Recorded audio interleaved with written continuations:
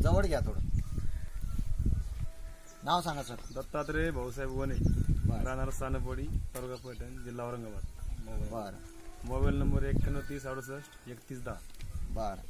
तर सरांनी यावर्षी आपल्या या RPS 76चा जबरदस्त रिझल्ट कांदा या पिकामध्ये घेतला. हे कांदे आपण बघू शकता, झूम करा जरा, जवळ बघू शकता. हे कांदे आहेत आणि सरांची ही कांदा चाड आहे. तर सर, एक कांदा तुमच्याजवळ ठेवा. मला सांगा, आता ह्या कांद्याची शेती तुम्ही किती वर्षापासून करताय? स्टार्ट आहे पहिल्याच वर्षी. म्हणजे ही जी कांद्याची शेती आहे आणि हा जो कांदा आहे हा तुम्ही आयुष्यात पहिल्यांदा पिकवताय, बरोबर?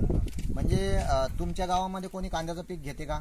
नाही, कोणीच नाही घेतलं, पहिल्यांदा मीच घेतलं. म्हणजे कांद्याचं पीकच नाही या गावामध्ये, कांदा हा विषय नाही, कांद्याचं पीकच नाही. बरं, ही कांद्याची कोणती जात आहे असं काही सांगता येईल का?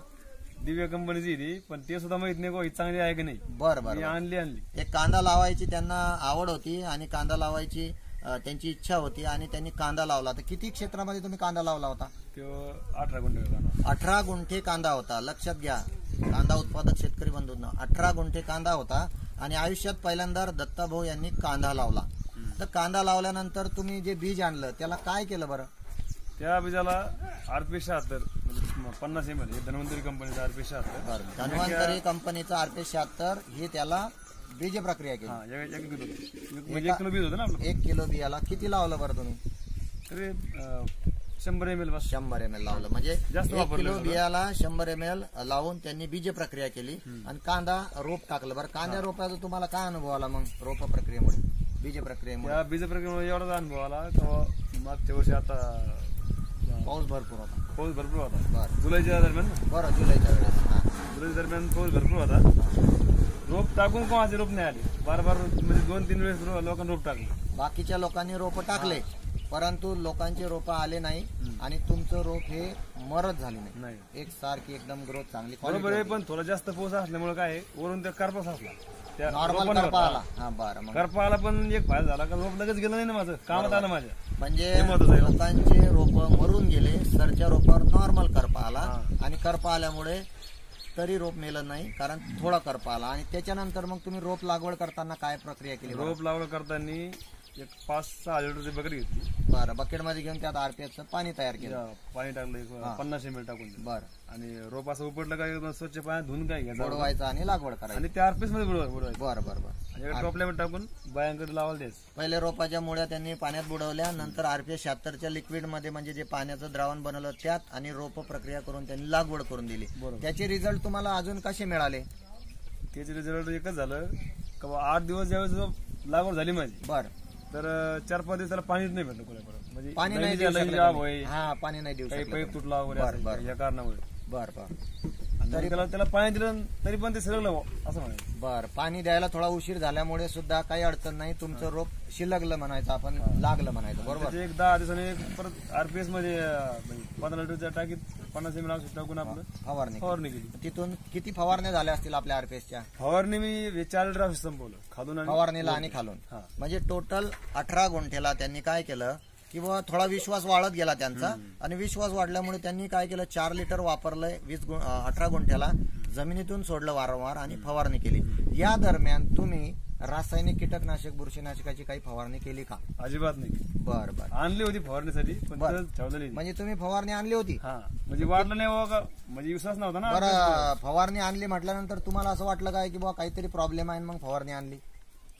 ते काय आमची आता जुनी अवस्था आहे ती. म्हणजे शेतकऱ्याची मनस्थिती आहे बरं का. दुकानात या म्हणजे आणि औषध घेऊन या. असं झालं. तिथे गेल्यानंतर मला परत काही दिसला नाही. म्हणजे विषय असा झाला की दत्ता भाऊंनी काय केलं की बा चला एक फवारा का होईना दुकानातला आणू, चुकल्यासारखं झालं त्याला की बा वारंवार आपण एकच वापरतोय, खालन बी सोडतोय, फवारतोय बी, आणि कुठेतरी आपण दुकानात मध्ये एक बी नाही आणलं, पण प्लॉट चांगला आहे तरी पण ते चुकून दुकानात गेले आणि 2-1 हजाराचं त्यांनी औषध आणलं. ते औषध अजून पडेल आहे म्हणता तुम्ही? जसंच्या तसं पडेल आहे. त्याच्यानंतर मग मन बदललं द्यायचं की सगळं चांगलं आहे, काही कीड नाही, मग किडीचं औषध आपण मारायचं का, बुरशीचं औषध आपण मारायचं का? मग त्यांनी परत RPSच कंटिन्यू केलं. असं करत करत 18 गुंठ्यामध्ये तुम्हाला किती कांदा उत्पादन झालं बरं? हा अशी साईज समजा ही आता 80 क्विंटल कांदा भरला पाहिजे. 80 क्विंटल कांदा असं झाला. टोटल समजा 80 क्विंटल कांदा झाला का? नाही, वलावा जेव्हा होता त्यावेळेस थोडं जास्त मध्ये भरलं असतं. बरं बरं. आता हा वाळून 2, 2.5, 3 महिने ठेवून बरं बरं. 80 क्विंटलचं म्हणजे एक 100 क्विंटलचा ॲव्हरेज आला तुम्हाला वाढवलेला आहे थोडा, त्याचं वजन थोडंफार नॉर्मल कमी होत असते. बरोबर. तर ही साईज आहे कांद्याची आणि ही 80% साईज आहे. 80% अशी साईज आहे जी मार्केटमध्ये गेल्यानंतर सगळ्यात उंचांकी दर घेणार आहे.